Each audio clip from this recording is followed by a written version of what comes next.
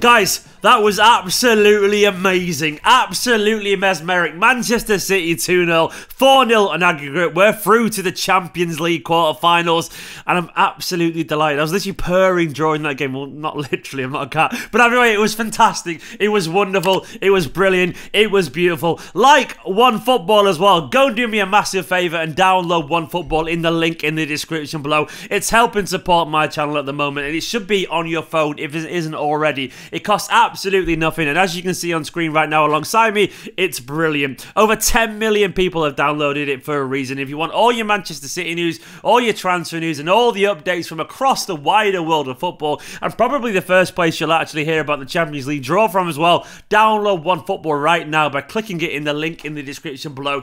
It's a beautiful app. It's brilliant. You get your City news, you get your stats, as you can see on screen right now. What's not to love about it? Go and download it right now. Let's get on to the game though. That was brilliant. That was absolutely brilliant. I'm genuinely on cloud 9 after witnessing that masterclass that was that 2-0 and 4-0 aggregate victory over Monchengladbach. Honestly, it was great as well to see Guardiola mean business. Now, we all didn't know what team he was going to play for, and given the Fulham game the other day, we weren't really sure before the game if he was going to do a Guardiola. Was Pep gonna Pep, basically? But he didn't. Pep turned up today and he meant business. He chose violence before this game, playing a team that many would see as possibly our strongest team at the moment. Of course, he went with Walker at right back, Cancelo at left back, Stones and Diaz ahead of Ederson. Now, obviously, there's some debates maybe about Zinchenko there instead, but it was pretty strong in every single way that we needed it to be. Then midfield, Rodri was there, of course.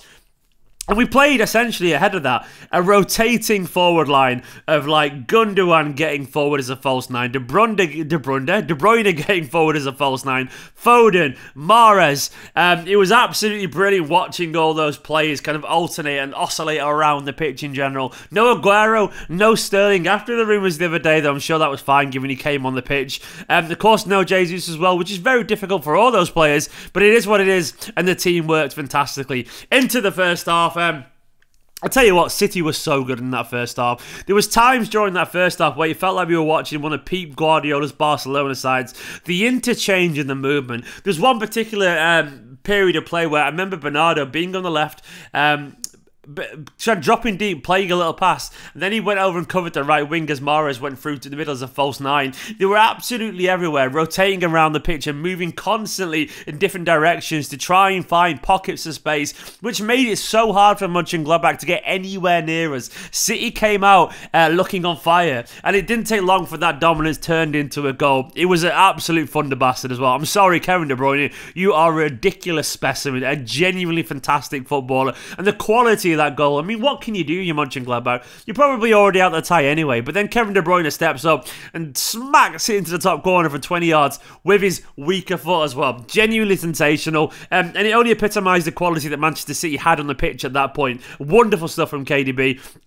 And then you think you've seen basically all of it at that point. And then, of course, City seemed to get better and better and better. And it was lovely watching Phil Foden absolutely glide around the pitch and be useful and be effective. And Foden then showed what makes him such a special talent as well. The way he picked the ball up around the halfway line, just a little burst of acceleration to get past the defender or two, drive through the midfield, and then he has the weight and the intelligence to pass to actually make the free ball to Gundogan, who, by the way, had made a run that Aguero would have been proud of. A top-class striker would have loved Gundogan's run off the ball. And of course, it was down to Foden to find the pass then, and he made it. Of course he made it. It's Phil Foden. He's quality, he's assists, he's goals, he's brilliant. He's a stop-put Iniesta for a reason. He played the pass, and Gundogan finished it like a striker as well. A genuinely wonderful finish. The kind of finish that some of our players probably wouldn't finish at the moment, given their lack of confidence in front of goal. But Gundogan, Mr. Whippy, he don't miss them. He don't miss them, and he grabbed the second goal of the game, which was to be the final goal of the game, if I'm being honest. But City was still very good in that first half. Obviously, into the second half, it was kind of just City strolling, genuinely. I mean, we made loads of changes. We brought on, who did we bring on? Fernandinho, Aguero, Zinchenko, Sterling, Laporte.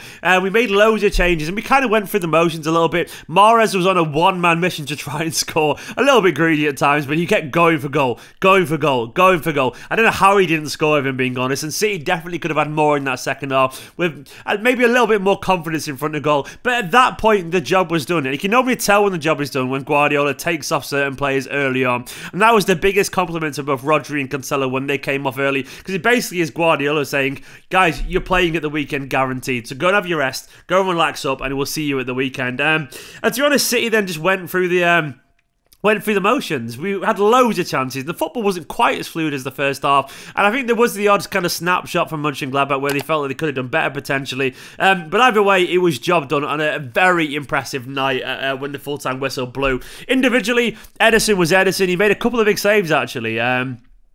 One particularly big save in the first half, which was lovely, which could have given them some confidence if they scored. And as usual on the ball, he was absolutely fantastic. I thought Stones was impeccable. I mean, there was one moment where they kind of got him behind, but that's going to happen if you don't do your job in front of him. They're going to find some space down the channels occasionally, but other than that, he was John Stones. He was strong, he was intelligent, he was brilliant, and likewise Ruben Dias alongside him. Another fantastic performance from our sensational Portuguese bastard, Father Ruben. What a player. I thought Cancelo was Cancelo. He could have had an assist or two as well. He was so good as he always does. A natural slotting into that midfield role, and I kind of like it when he does that actually on the left. When he plays on the left, he's almost like a slightly different version of Cancelo, but what he's really good at when he plays on the left, he's kind of drifting inside and dinking the ball over the top to someone. We saw a lot in the first leg from set pieces, but we saw one particular pass in the first half to Foden, which was lovely, and he was good, very good once again. And Walker really suited this role, knowing when to get forward and when to drop in as a third centre back alongside Stones and Diaz. A good, strong performance. Rodri, excellent as well. An absolute bastard in midfield. He won the midfield battle alongside Bernardo,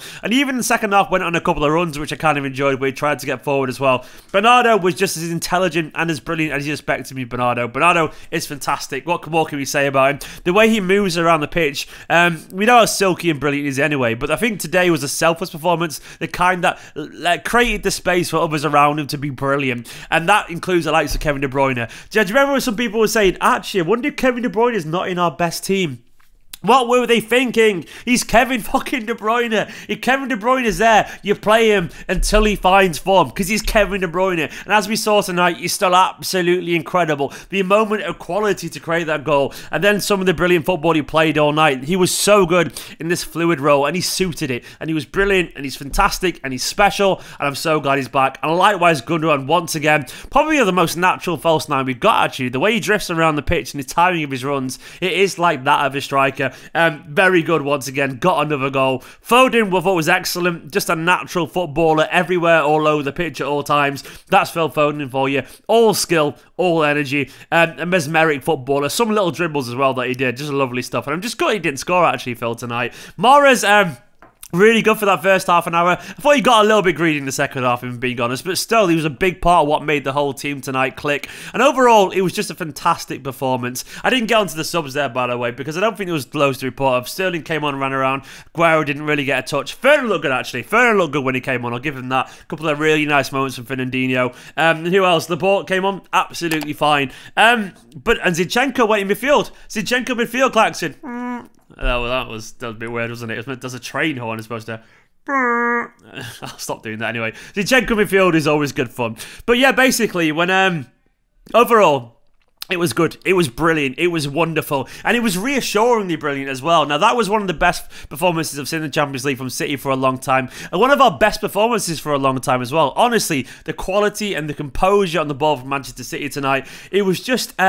It was a delight to watch them. Sometimes you watch a game as a football fan and you love it because you're a City fan and you love seeing the goals. But sometimes, despite that feeling of watching it as a City fan, sometimes you start to appreciate a game as a football fan. And City tonight, I appreciated them because of what they played, because of how they played. I would have loved watching that even if I wasn't supporting City, because the football was beautiful. The intelligence, the movement. It's almost like watching like a school of fish move around and sync with each other, or a flock of birds, the way they all moved in time.